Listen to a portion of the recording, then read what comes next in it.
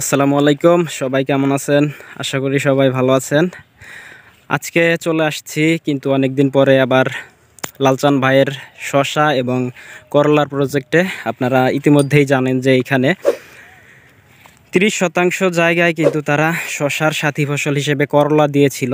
তো এখানে আপনারা জানেন, এর আগেও আমি ভিডিও করেছিলাম, এখানে অনেক চারা তাদের গড়া দিতে হয়েছিল। বর্তমানে তাদের প্রজেক্ট এখন বর্তমানে খুবই ভালো আছে। তারা কিন্তু এখানে যে আগাছাগুলো আছে এইগুলা কিন্তু সাফ করে দিচ্ছে। এই যে আমি আপনাদেরকে যদি একটু দেখানোর চেষ্টা করি, প্রত্যেকটা গাছই কিন্তু খুব সুস্থ সবল হয়েছে। এই যে এখানে যে চরাঞ্চলে ভাদাইলা বলে এটাকে, এই ভাদাইলা কিন্তু তারা এখান থেকে সাফ করে দিচ্ছে।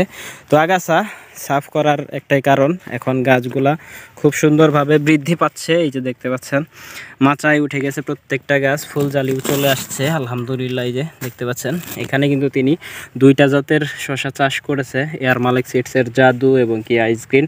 তারা এখানে শসার সাথী ফসল হিসেবে যে করলা দিয়েছে, করলা গাছও খুব সুন্দরভাবে বেড়ে উঠতেছে। এই যে দেখতে পাচ্ছেন গত বছরও তারা শসার সাথী ফসল হিসেবে করলা দিয়েছিল, আপনারা জানেন, আমার চ্যানেলের মাধ্যমে ভিডিও দেখেছিলেন। তো এবছরও ঠিক ওইভাবেই শসার সাথী ফসল হিসেবে করলা দিয়েছে। করলা গাছ এবং শসা গাছের বয়স একদিনই, একসাথেই লাগানো হয়েছে করলা এবং শসা, দুইটাই কিন্তু খুব সুন্দরভাবে বৃদ্ধি পাচ্ছে। আর এখানে প্যাটার্নের মাচা দেয়া হয়েছে, আপনারা দেখতে পাচ্ছেন প্রত্যেকটা গাছেই ফুলজালি চলে আসছে। এই পাশের চেয়ে এই পাশটাতে কিন্তু গাছ বেশি আছে। তো যে কয়টা গাছ আছে এতে করে তাদের এই প্রজেক্টটা খুব সুন্দরভাবেই হয়ে যাবে। আমি একটু দেখানোর চেষ্টা করি। এখানে প্রত্যেকটা গাছের চেহারা খুবই ভালো আছে। এই যে দেখতে পাচ্ছেন এক একটা গাছে প্রচুর পরিমাণ ফুলজালি চলে আসছে, ব্রাঞ্চের অভাব নেই। তো শীতের সেরা জাত এয়ার মালিক সিডসের জাদু এবং কি আইসগ্রিন এখানে লাগানো হয়েছে।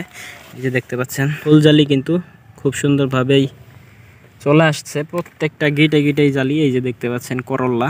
তো শসার সাথী ফসল হিসেবে করল্লা, আপনারা যারা আমার ভিডিওতে কমেন্ট করেন অবশ্যই শসার সাথী ফসল হিসেবে করলা করতে পারেন শীতকালে, তবে গরমকালে অতটা আশানুরূপ ফল পাবেন না।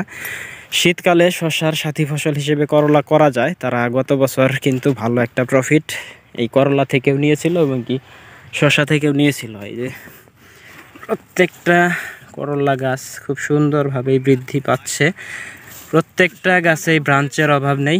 এটা এয়ার মালিক সিডসের দুর্বার, তারা কিন্তু গত বছরও এয়ার মালিক সিডসের দুর্বার চাষ করেছিল। আপনারা যারা করলার চাষের সাথে যুক্ত আছেন অবশ্যই কমেন্টের মাধ্যমে জানাতে পারেন কোন জাতের করলা কীরকম ফলন পাওয়া যায়। তো দেখতেই পেলেন যে কীরকম করলা গাছ এখানে আছে।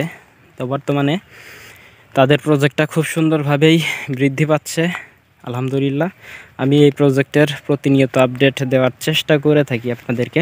গতবার এই প্রজেক্টের কিন্তু এখানেই কিন্তু তারা শসা এবং করলা একসাথে লাগিয়েছিল, আশানুরূপ ফল পাওয়ার কারণেই কিন্তু তারা আবার এবছরও ঠিক শসার সাথী ফসল হিসেবে করলা আবারও দিয়েছে। তো দেখতেই পেলেন যে কীরকম গাছের কন্ডিশন এখন বর্তমানে। আর বিশেষ করে মালচিং পেপারে শসা চাষ করাটা উত্তম, কারণ মালচিং পেপার ছাড়া হাইব্রিড জাতের শসা চাষ করা বোকামি বললেই চলে, কারণ হাইব্রিড জাতের শসা খুবই সেন্সিটিভ। এই যে এই পাশ দিয়ে কিন্তু প্রচুর পরিমাণ গাছ আছে এখন পর্যন্ত, যে কত পিস চারা এখন পর্যন্ত আছে তাতে করে এখান থেকে ভালো একটা প্রফিট আশা করা যাচ্ছে। তো এবছর যেহেতু সব সবজির দাম কম, দেখা যাক রমজান মাসে কীরকম দাম পাওয়া যায়। তো এই যে পাশে একটু দেখানোর চেষ্টা করি আপনাদেরকে, এই পাশ দিয়ে কিন্তু শসা গাছের অভাব নেই, প্রত্যেকটা গাছেই কিন্তু ফুলজালি চলে আসছে। এই যে এখানে একটু দেখানোর চেষ্টা করি, এই যে ফুলজালি চলে আসছে।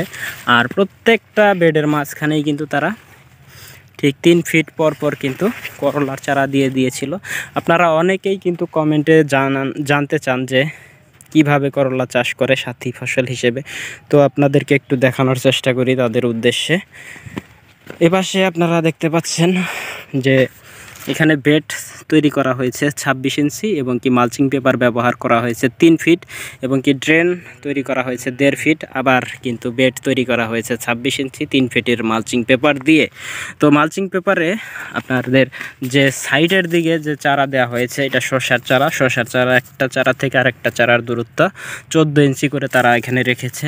যেহেতু শীতকালে শসা গাছ একটু কম বৃদ্ধি পায়, সে কারণেই একটু কাছাকাছি লাগিয়েছে এবং কি একটা করলা গাছ থেকে আরেকটা করলা গাছের দূরত্ব ঠিক মাঝখান দিয়ে যে শসা দেওয়া হয়েছিল, শসা গাছের ঠিক মাঝখান দিয়ে মাঝ বরাবর বেডের এখানে কিন্তু করলা গাছ দেওয়া হয়েছিল।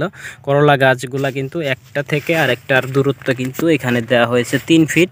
তো এইভাবেই দেওয়া হয়েছে, মূলত এই প্যাটার্নের মাচা দেওয়া হয়েছে। এই যে দেখতে পাচ্ছেন এই গাছগুলা এই প্যাটার্নের মাচার উপর দিয়ে উঠে কিন্তু এইখান দিয়ে আপনাদের এই যে ফাঁকা জায়গাটা আছে এই জায়গাটাতে কিন্তু তারা ফ্ল্যাট মাচা দিয়ে দিবে করলার জন্য। তো শসা যেহেতু শীতকালে বৃদ্ধি পায় না, শসা গাছ ঠিক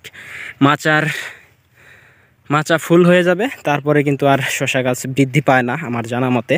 তো সেই কারণেই শসার সাথী ফসল হিসেবে শীতকালে কিন্তু করলা অনায়াসেই করা যায়। আপনারা যারা শসার সাথী ফসল হিসেবে করলা করতে চেয়েছিলেন তারা অবশ্যই এইভাবে করতে পারেন। তো যাই হোক, আমি আপনাদেরকে দেখানোর চেষ্টা করলাম শসার সাথী ফসল হিসেবে করলা তারা কিভাবে চাষ করেছে। ইনশাল্লাহ পরবর্তী ভিডিওতে এই প্রজেক্টের শসার ফলন এবং কি করলার ফলন দেখানোর চেষ্টা করব। সে পর্যন্ত সবাই ভালো থাকবেন, সুস্থ থাকবেন, আর অবশ্যই আমার চ্যানেলটি সাবস্ক্রাইব করে সাথেই থাকবেন। আল্লাহ হাফেজ।